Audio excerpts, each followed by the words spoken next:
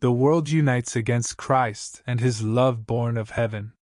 Memory text: See then that ye walk circumspectly, not as fools, but as wise. Ephesians 5 verse 15. All that we see taking place in the world today is all an exercise, a testbed, setting the stage to persecute commandment-keeping Christians. And then shall the end come. Knowing how so many famous men through history have been 33rd-degree Masons says it all. Freemasons, as with other secret societies, have no place in Christ's kingdom. Granted, God judges the heart. But the system has been increasingly demonic. And we want to understand why. Part of it is because their secret vows cannot be divulged on the threat of death. But Jesus Christ condemned all secrecy and those who adhere to it. All secrecy is a cloak for evil, and thus is a sin against Christ. His closing words to Nicodemus confirm this truth. And this is the condemnation, that light is come into the world, and men loved darkness rather than light, because their deeds were evil. For every one that doeth evil hateth the light, neither cometh to the light, lest his deeds should be reproved. But he that doeth truth cometh to the light, that his deeds may be made manifest, that they are wrought in God. John 3 verses 19 to 21. To join the Freemasons, all that is required is to be a deist, one who believes in the existence of a God. This includes Christians, Jews, Muslims, Buddhists, Hindus, and even Satan worshippers. They're all one big consortium, condemned in sin because allegiance to them exceeds allegiance to Jesus Christ. They obey their cultic practices and ceremonies while denying the sacred law Christ obeyed unto death to redeem us. The prophecy was clear. The Lord is well pleased for his righteousness' sake, he will magnify the law, and make it honorable. Isaiah 42 verse 21. With the long and often brutal conquests where the innocent blood of tens of millions are on their hands, only the books of heaven keep a strict record for the saints who will review every case after Christ comes to carry his saints to the glories of heaven. It is during this millennial Sabbath judgment prophesied in Revelation 20 that every lost soul will be judged by the one standard that is within our fingertips, so that not a single soul need be lost. Said Jesus, He that rejecteth me, and receiveth not my words, hath one that judgeth him. The word that I have spoken, the same shall judge him in the last day. John 12 verse 48. The Holy Bible alone, where only the Hebrew and Greek text from the King James Bible has the stamp of approval, being the only text that has been traced to John in Ephesus. When the Apostle John began his Gospel, his opening words were clear. In the beginning was the Word, and the Word was with God, and the Word was God.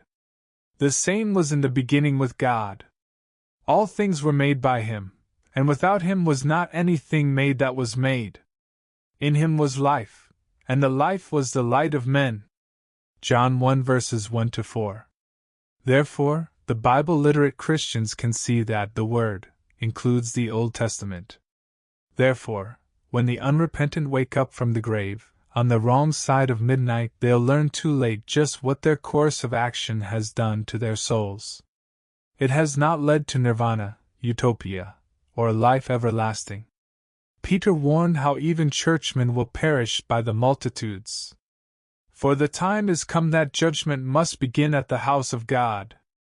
And if it first begin at us, what shall the end be of them that obey not the gospel of God? And if the righteous scarcely be saved, where shall the ungodly and the sinner appear? 1 Peter 4 verses 17 and 18. This is not to be taken lightly, as the Church always seems to do, as it gives assurances that Paul defined as doctrines of devils. 1 Timothy 4 verse 1. Extending false promises are ropes of sand. On the political scene, more and more we see the foolish judgment from both Democrats and Republicans.